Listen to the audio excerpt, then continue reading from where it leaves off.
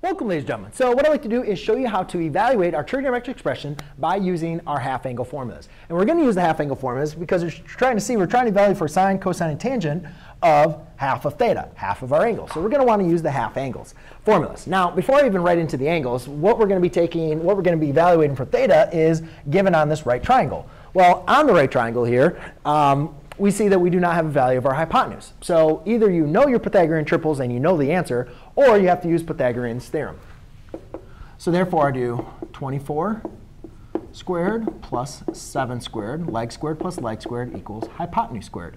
24 squared, I don't know what it is. 7 squared is 49, but they end up adding to 625 equals x squared. Take the square root, plus or minus 25 equals x. You can verify my work with a calculator if you like, but since that's a hypotenuse, that's going to be a positive 25.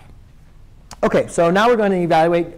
Now we're going to use our half-angle formulas. Now we have all sides of the triangle, so we can we can use those values in the formulas. So the half-angle formula for sine here is going to be 1 minus cosine of theta divided by 2. All right. So therefore, now we know what theta is. Theta is going to be adjacent. So remember, I got to think I should stop. I shouldn't go so quick here. Remember, when we're looking at a right triangle, the hypotenuse is always directly across from my right angle. The leg that is between the theta, your angle, and the right angle is going to be your adjacent. And the leg that's opposite is going to be called your opposite side. All right, so remember cosine, trigonometric ratio of cosine is going to be adjacent over hypotenuse. So adjacent over hypotenuse. So therefore, I have the square root of 1 minus 24 over 25 divided by 2.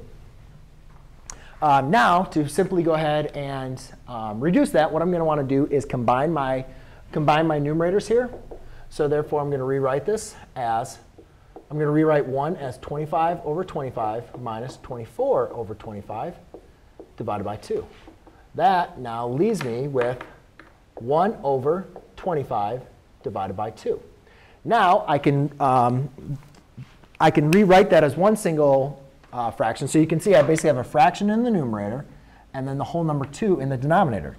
So to kind of rewrite this just as one fraction, what I'll do is I will notice that 2 is really 2 over 1. I'm now going to multiply by the reciprocal.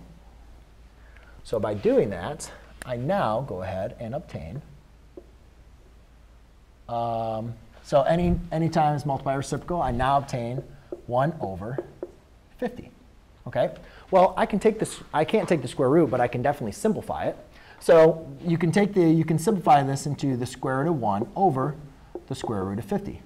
Well, square root of 1 is just going to be 1.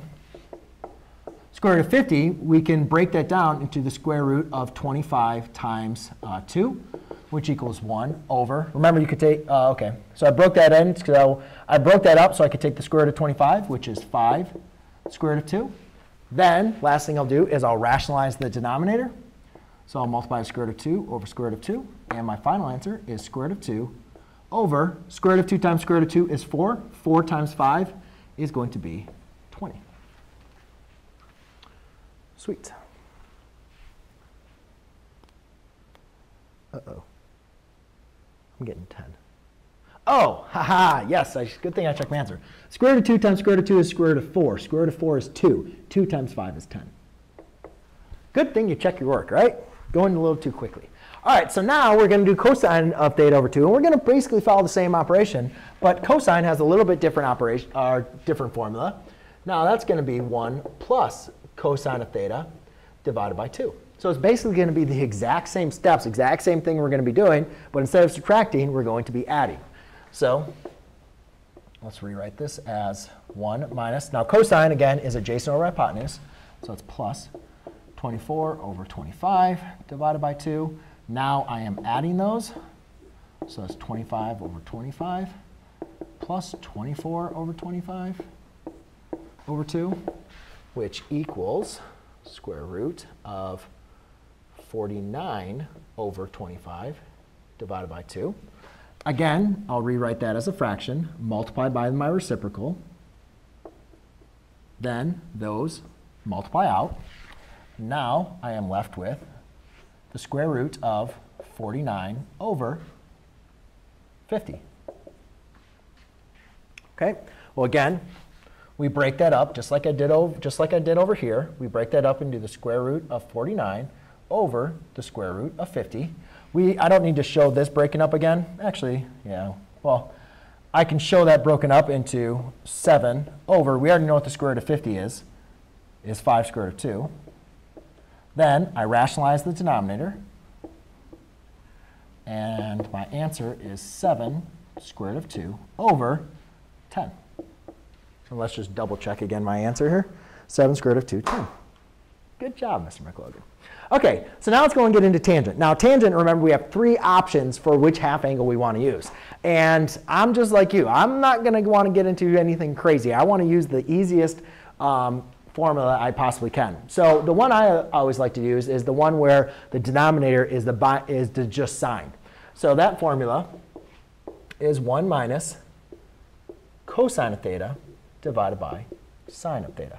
I like dividing by monomials rather than binomials. So that's the formula that I'm going to use. Now we just need to evaluate for the cosine and sine. Well, we have the right triangle to do that. So cosine is going to be 24 over 25. So I have 1 minus 24 over 25. And sine is going to be 7 over 25.